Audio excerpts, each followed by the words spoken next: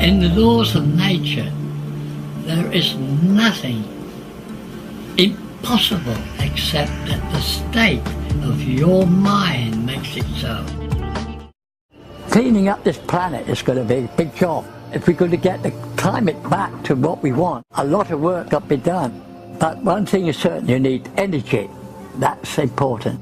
Basically, the design is a conventional generator. Searl tapped into zero-point energy. The only person that I know of who has ever succeeded in making a Searl effect generator is John Searl. The electron flow is accelerated to an extremely high rate, and it creates a vacuum around the device. And in that vacuum, you develop numbing cold. And numbing cold, as we know today, is a function of superconductivity. It also is a function of gravitational force. For over 60 years, John Searl has tried to give to the world a new kind of energy system, one that would free mankind from the burdens of oil and fossil fuels. From his dreams as a child in pre-World War II England came an understanding of mathematics and magnetic forces that would change his life. From a childhood game of hopscotch came a new understanding of magic squares, a mathematical principle that is 5,000 years old.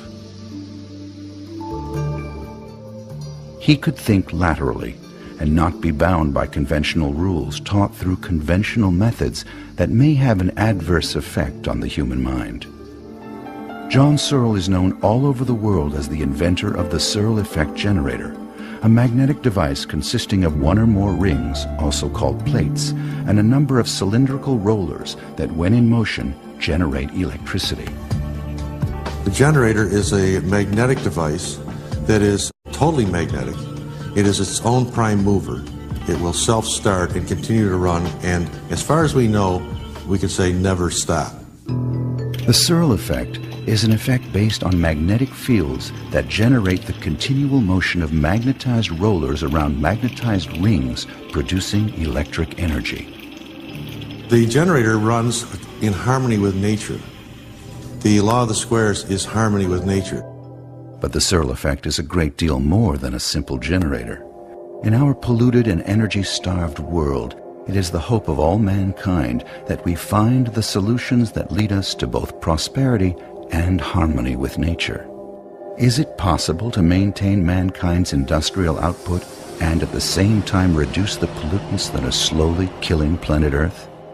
Is there a way to increase the productivity of the human species as we rid ourselves of the poisons and recover the waters of this world? If we're going to get the climate back to what we want, a lot of work got to be done. One thing is certain, you need energy. That's important, and it must be cheap as possible. Preferable, no pollution. No noise, no heat, no vibration, no pollution. The Searl effect generator. The perfect machine? As you build this, when you find out that it runs without friction, it runs without a governor, it will accept any load and meet it. It will dive down in temperature at one point if you build it correctly and actually levitate and actually lift off the Earth, developing its own gravitational field. When you see all these things and you realize that this is a perfect machine. It is an entity. It's the closest thing to a living thing that man can make. Does John Searl have the answer? Is John Searl's invention the point of impact between the question, what if there is a machine that could save mankind, and the answer, the Searl effect generator? People say, well, you can't do this. You're going to upset the entire world economy. The whole economy is based on oil, and it works, they're saying. Well, it works very well for the people who are running the economy, but not necessarily for everyone else. I still maintain that it will not ruin the economy. It will be a very strong paradigm shift, much the same as the shift from horse and buggy to automobile. Surely this point of impact would produce energy of its own, human energy, emotional energy, joy, relief, hope, wonder, or perhaps the darker side of human emotions, greed, hate, and jealousy. All these years I've learnt one thing, you can't trust anyone with this technology. They want to steal it.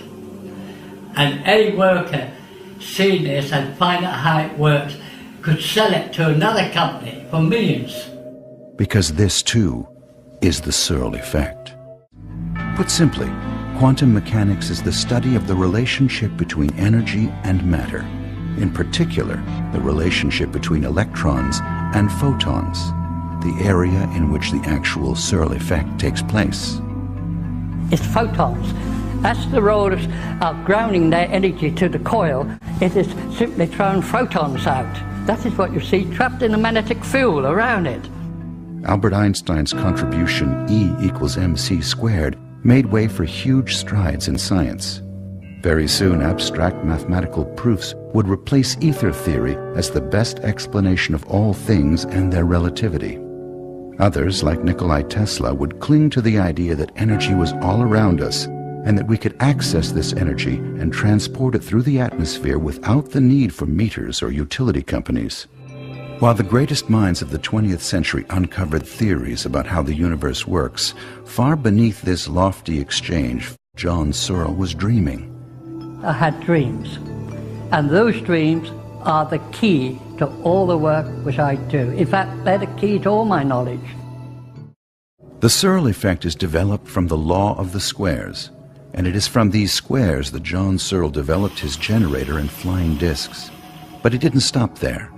Over the course of his lifetime, John Searle's understanding of the squares would be used by him to explain all aspects of life in the universe, from DNA to relativity, from single-celled life to the human being, from transportation to construction of buildings. The squares could be used to understand everything.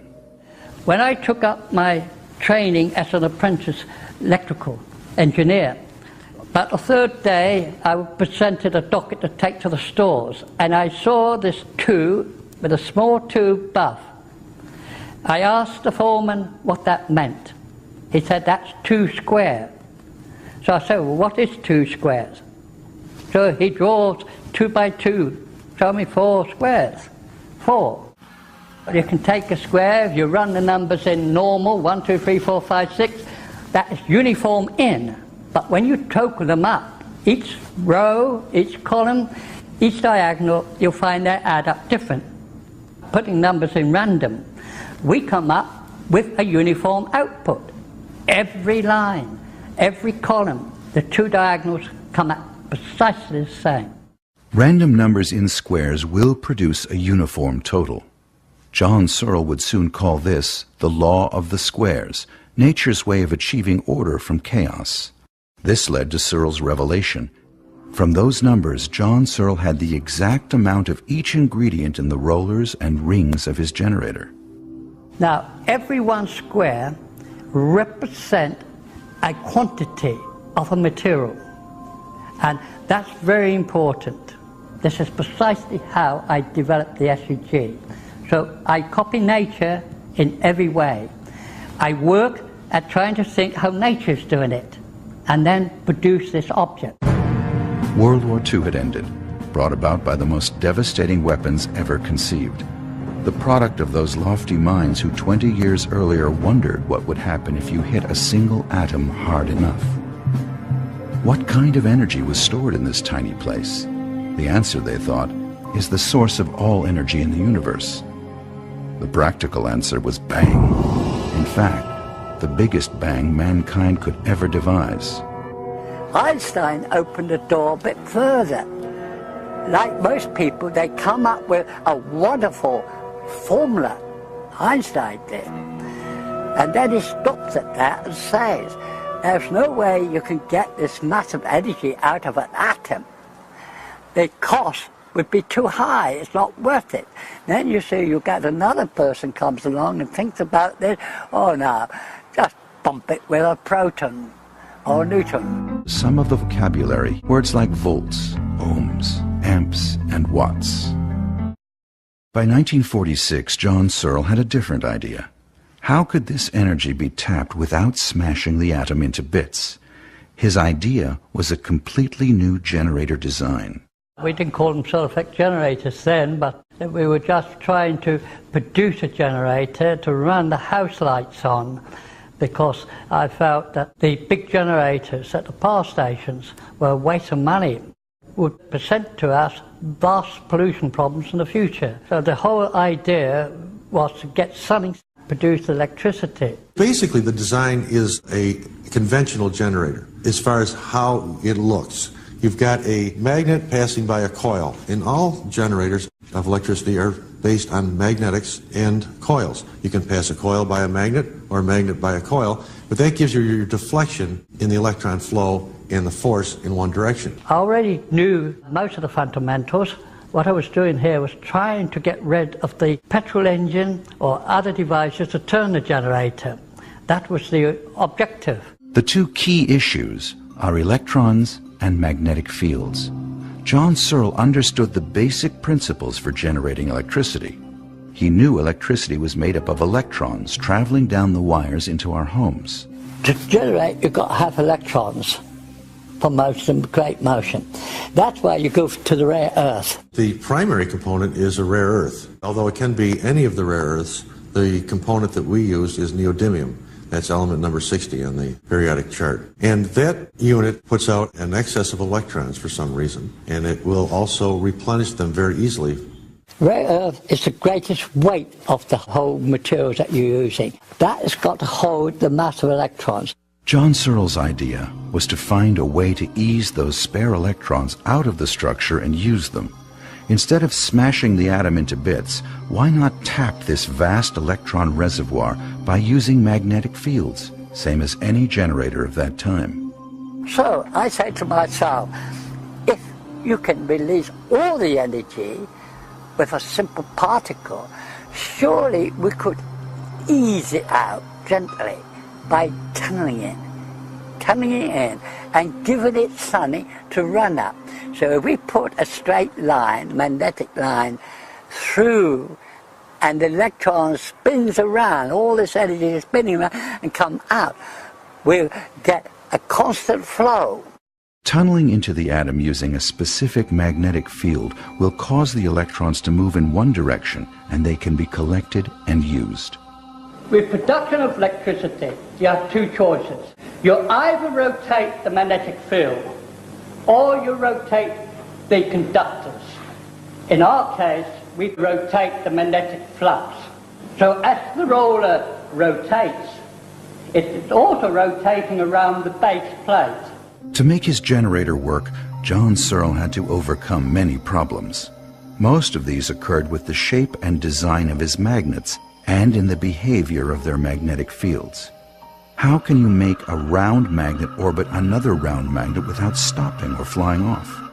He studied the behavior of a bar magnet and a round magnet. There's something wrong with this. It's got a turning action on it. It tormented me. That must be able to go straight. I placed it on and it kept straight. And not only did it keep straight, it freely moved up and down. What happens if you make a ring?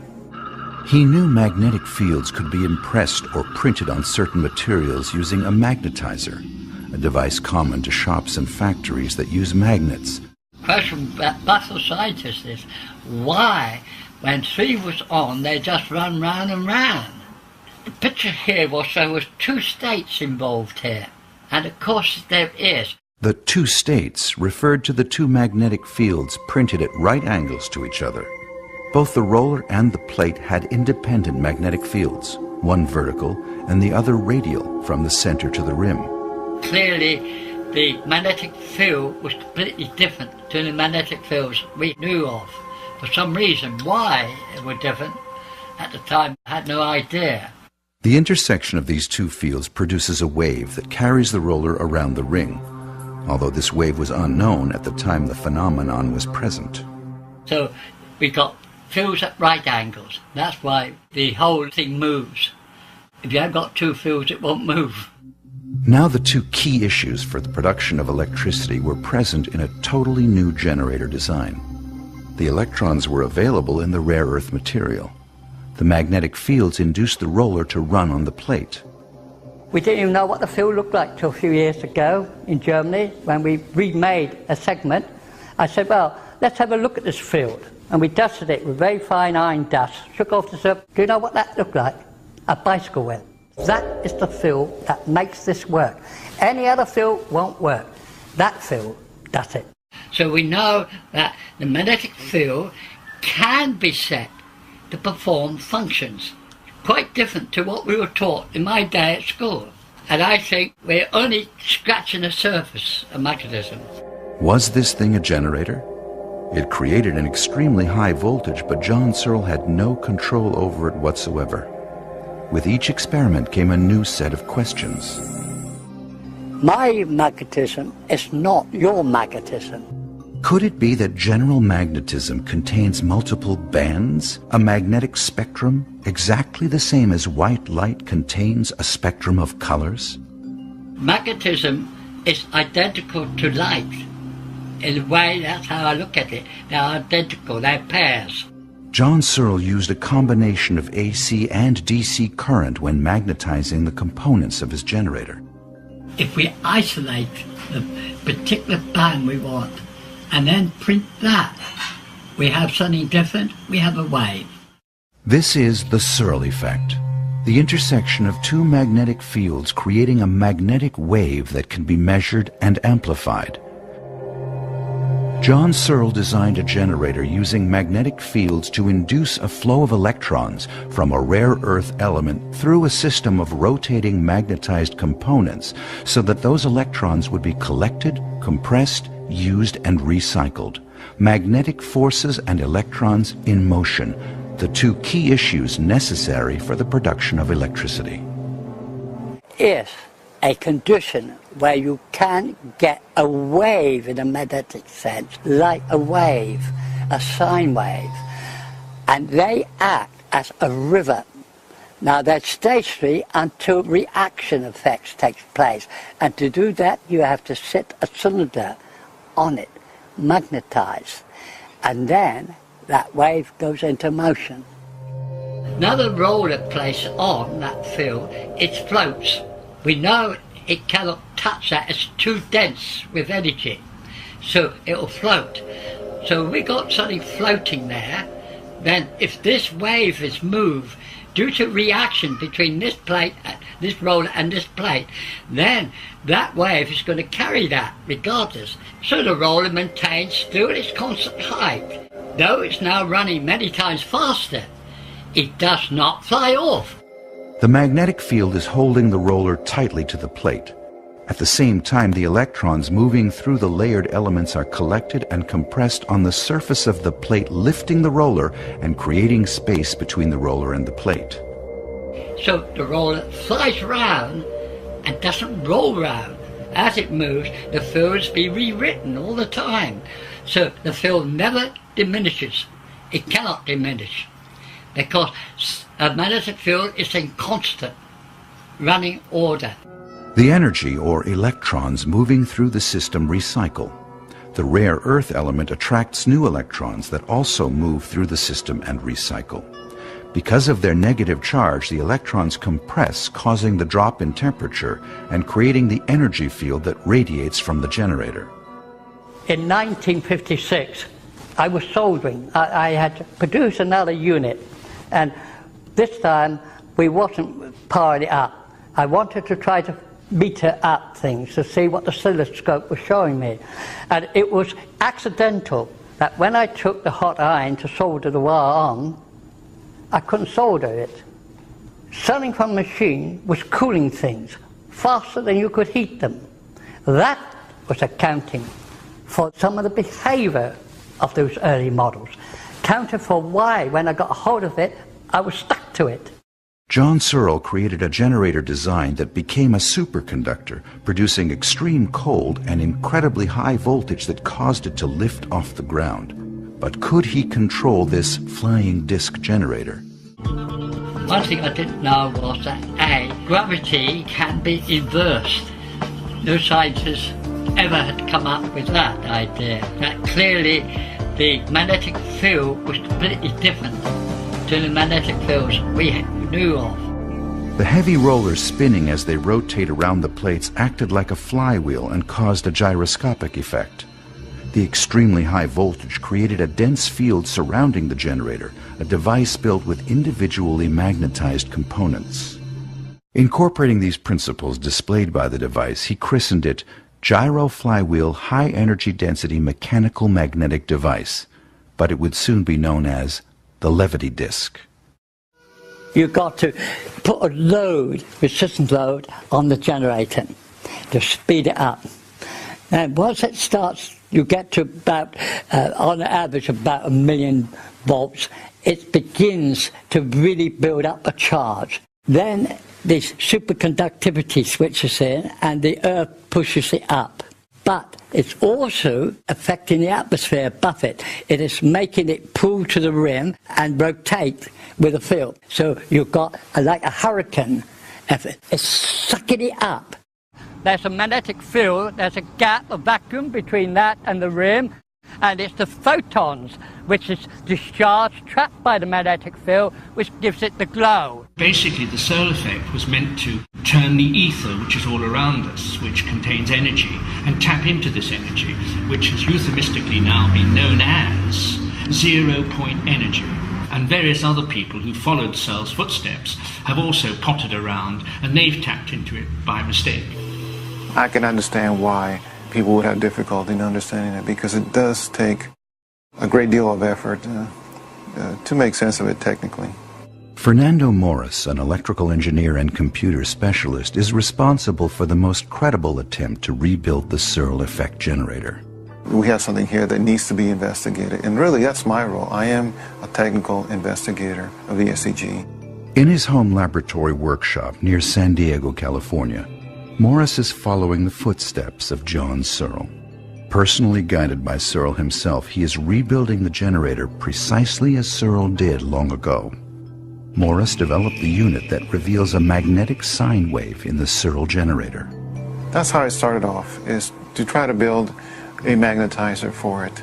And if I could develop this sine wave, which I'd never heard of before, I think we're onto something, and we could build upon that. Now that is proven, repeatable, and I've got the unit to do that. It's a process of magnetizing the rollers and the plate. And when you develop sine waves on it, in effect, you're developing a motor. And that's essential if it's going to be a viable device. That's exactly what I've been saying since 1946. There is a waveform in a magnetic domain on that metal. And the scientists say impossible. After years of studying Searl's books, trying to decipher their meaning, and endless question and answer sessions with the man himself, what does he know that assures him Searl is right? I'm going to release a piece of information here that I haven't shared before, and that is the law of squares. That's one of those question marks right now, is how does that come about? It took me a while to understand it, but what it is, it represents time, space, and energy.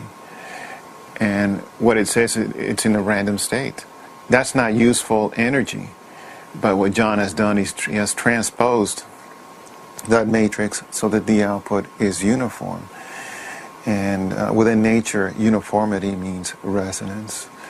So if you can resonate that random energy, you got yourself an electric current, because electrons are the only things that are free to move on metal. So what we got here is a converter of random energy into electrical current.